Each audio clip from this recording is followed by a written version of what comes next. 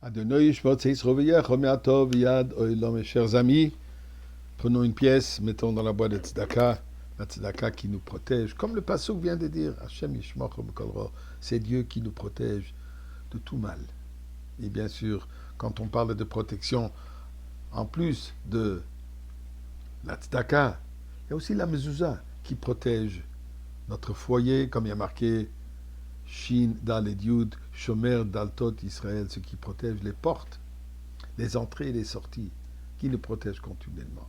Alors, en parlant de maison, posez une petite question.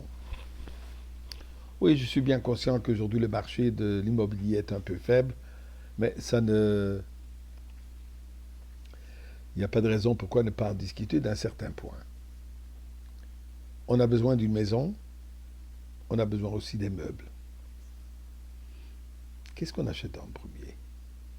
Est-ce qu'on achète des meubles et ensuite on cherche une maison qui pourra recevoir tous ces meubles, ou d'abord on achète une maison et ensuite on va trouver les meubles qui fit dans cette maison?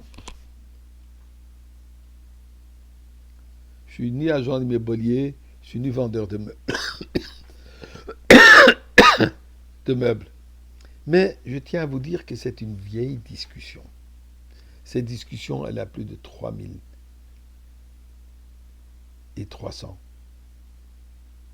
trentaine d'années. Moshe Rabbeinu dit à Betzalel,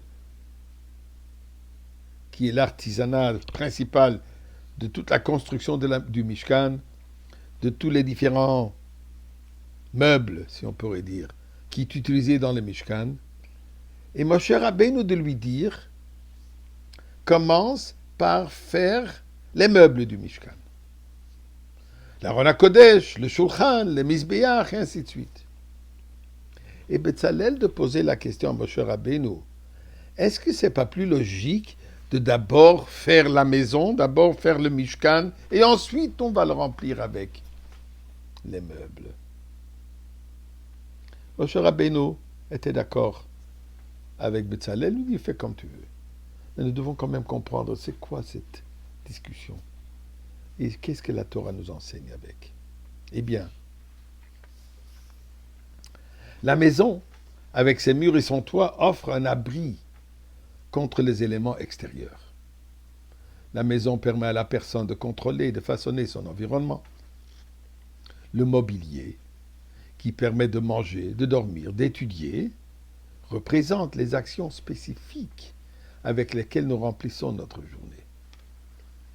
Betzalel disait qu'il est inutile de se concentrer sur l'exécution d'une action donnée avant d'avoir le contrôle de son environnement. C'est comme avoir un canapé, mais on n'a pas de maison. L'approche logique consiste à créer d'abord un environnement tranquille et sain dans lequel nous sommes protégés du chaos, de la confusion du monde matériel. Et ensuite seulement, nous devions nous concentrer sur nos actions. Après tout, quel serait le but d'une seule action positive si le reste de la journée est rempli d'impiété? Moïse est d'accord avec Betzalel pour dire que dans des circonstances normales, il faut d'abord transformer son environnement avant de se concentrer sur une action spécifique. Pourtant, ce n'est pas toujours le cas. Moïse savait très bien que des temps inhabituels allaient arriver. Il y aurait des moments où une personne sentirait que l'obscurité est trop grande. Je m'excuse, que l'impiété est trop dominante et qu'elle est trop faible pour construire un abri contre la tempête. Donc Moïse il nous enseigne que dans ces moments-là, nous devrions d'abord créer le mobilier, l'action. Nous devons choisir un seul moment dans notre journée et de l'utiliser dans un but divin. Même si nous n'avons pas de maison protectrice, nous pouvons et devons nous engager dans des actions saintes.